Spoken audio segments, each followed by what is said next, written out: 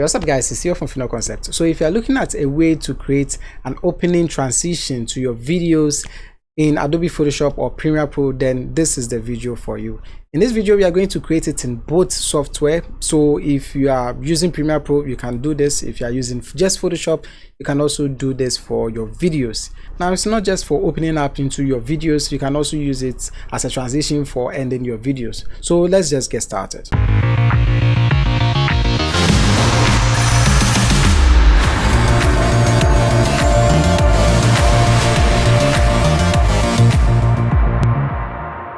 Alright, so the first one I'm going to take a look at is Adobe Photoshop, because it's not so common to be editing videos with Photoshop. So let's go ahead and open up our Photoshop from here. Now if you already have your video file, then there's no need to create a new file, just open it up. So in my case I have it here and I'm just going to click and drag into Photoshop like so. Now you notice that we already have the timeline active here, and that is because Photoshop recognizes this as a video and it is treating it as such. So we have the timeline here, but if for some reason yours doesn't show, just go to window up here and click on timeline. We should be here. All right, so what you are going to do is basically create two rectangles which are going to be transitioning, so opening and closing, just to create that effect for us. So to do that, we have to move to the shapes tool and grab our rectangle tool from here. The short key is U on the keyboard. So just create a shape like this. It doesn't really matter, just create a random shape using the rectangle tool.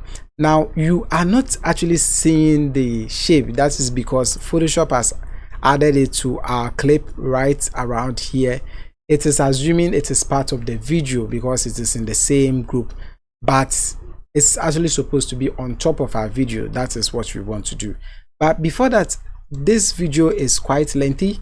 I see it is around 6 minutes, so we just want to make it about 10 seconds, just 10 seconds for this. So right around here I'll bring my playhead over to the 10-second mark. Then I'll use this icon from here, the pair of scissors icon, and I'll just cut it out, and I'll go ahead and delete this one because I don't need that one. All right, so this is what we are looking at. So now you can actually see the shape we just created. Like I said, we don't want it to be at the back of the video, so we don't want it playing then it moves over to the video. We actually want it on top. So I'll click and drag and drop it on top of that layer group, and now you can see it is on top of our video. So if I slide it over here and I'll move this over here to like so, and we have it on top of our video like this. Now just as I said, you don't really need to create or make it perfect because we can resize using the move tool later on. Now let's turn this off for a second. If you are using a newer version of Photoshop, because they are using these features from Adobe Illustrator, where anytime you're aligning something you get the perfect measurement in there. If you're using a newer version of Photoshop, you get it with the Photoshop installed. But if you're using an older version, you have to create guidelines. So we'll be using the rulers for that. So hold down the Control key and press R to bring up your rulers. Now we are interested in only the rulers from the top to the bottom, the horizontal one. So just click from the top to the bottom. Once you get to the center, it should snap like this, and this is what we want. So with our move tool still active, I'll move the rectangle over here and I'll stretch it out to fill out my space like so. We just want it half of the video, so just the top or just the bottom. So taking a look at this, you can see that we already have one rectangle here. So we are going to create another rectangle using Control J for duplication. Now for some reason Photoshop always assumes a 5-second for a video. So if you create a new shape, if you add in an image, it is going to make the timeline just 5 seconds. I don't know why, but if it is a video and it is more than 5 seconds, then it is going to extend it. But for shapes and images, it's just 5 seconds. So I'll also click this to the beginning and also stretch it out. Pardon me, stretch it out so that we have 5 seconds. So now we have just 2. I'll click and drag and put this also at the bottom like so. Now I think I can go ahead and hide this because we don't need the guidelines anymore. And I'll hide my rulers using Control R. I need more space to work with. Alright, so this is what we have, and I want my transition to last for just 1 second. just 1 second. So what I'll do is I'll move my playhead over to the 1 second mark, which is here. But before that, there's something I have to really tell you guys. You notice this arrow over here. So we have an arrow here, arrow here, arrow here. If you click on it, you have a bunch of options. So as you can see, we have, let me stretch this out.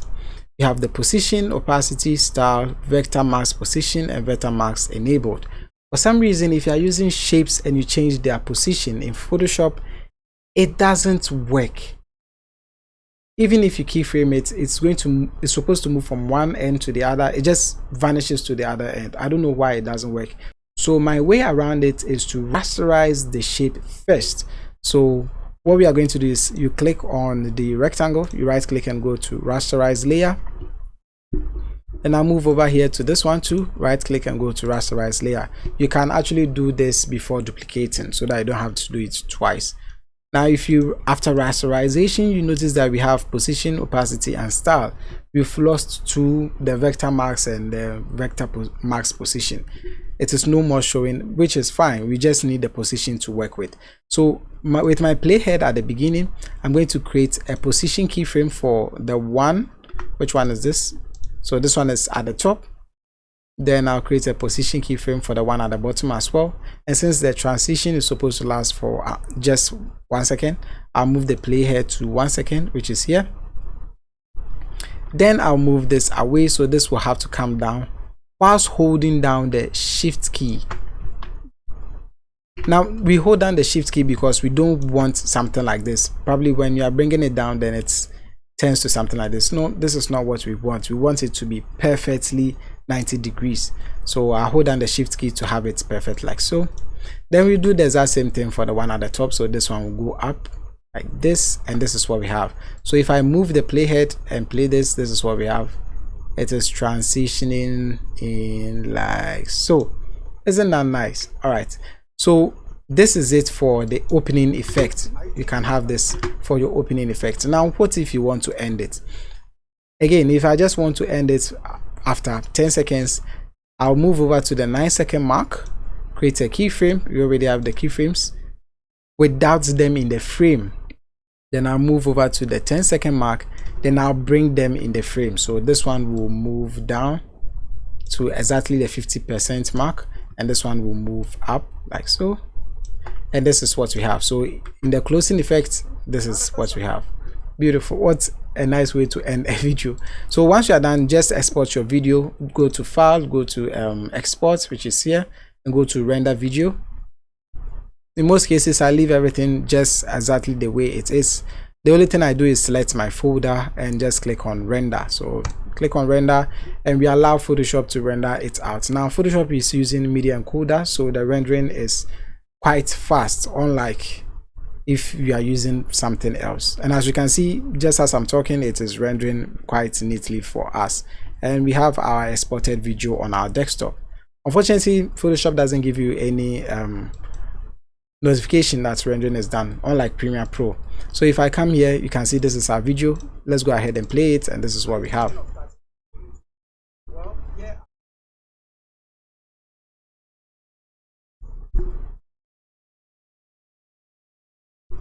All right, so this is looking nice. So basically, this is how to do it in Photoshop. Very simple. And let me close this up. We don't need it anymore. So let's look at how to do the exact same thing but in Premiere Pro. I already have my video imported here, and in case you don't have any idea how to use Premiere Pro, I already have a video dedicated on that. It's just one video, but it gives you the basis on how Premiere Pro works and how to use it. It's going to be up here and down in the description below, so be sure to check them out. All right, so I'll just click and drag this over here to create a timeline. And again, this video is also quite long, so let's make it just 10 seconds. I'll move over to the 10-second mark, which should be here. Now, I don't have to do a guessing game. You can just type it in here, 10 seconds, and be free. So I'll cut it right around here.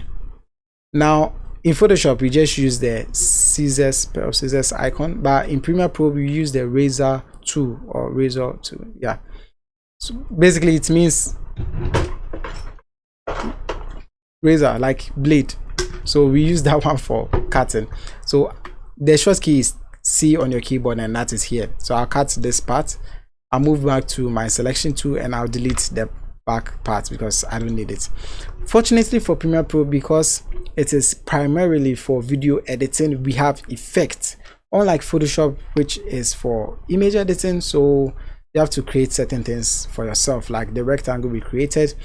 For Premiere Pro, we have effects that we can use for this. So I'll go into effect. If you can't find it, you should go to this window and find effect from here. So I'll go into effect, and I'll just type in the effect I want. So in this case, I want the crop effect. So that is CROP. And I also have it in my custom bin because I use it a lot. So I'll just click and drag onto the video here, and that is going to bring it up in our effect controls. If you don't have effect controls, to go to window and find it from there. Okay, now that isn't the only way of doing it. For some reason there are several ways. You can also just click and drag it over here, and the effect is going to be applied, or you can select your video and double click on the effect, and this is also going to be applied. So either way should work just fine. Now in this scenario, we just want, like I said, I just want it to have a 1 second transition. So I'll move over to my 1 second transition. This is where the video should start. This is exactly what I want. So I'll create a keyframe for the bottom and the top, because we want the video revealing like that. We want that effect moving from the bottom and top, not from side and side. So once I have that, I have those two keyframes, I'll move over to the begin, and I'll set the top to 50%, because it is there are two layers, so I want it to be at the exact center.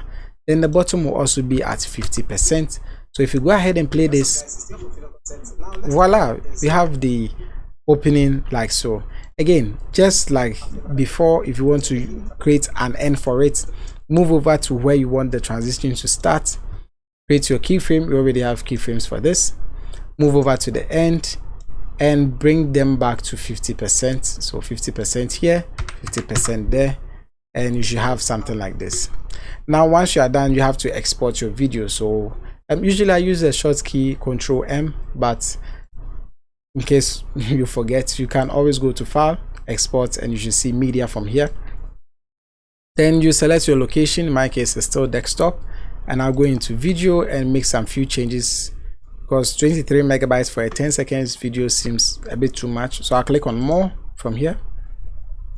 You can go ahead and render with maximum render quality and all that, but I'm looking for this here, the target bitrate. I'm going to leave mine at 5 because why not?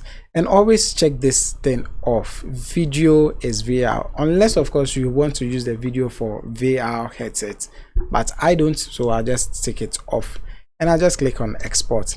Now Premiere Pro, like I said, is primarily for video editing, and see how fast it is rendering our video for us, unlike Photoshop. So that is it. And we also get a notification at the bottom right here, unlike Photoshop. So if you go ahead and play this video, this is what we have.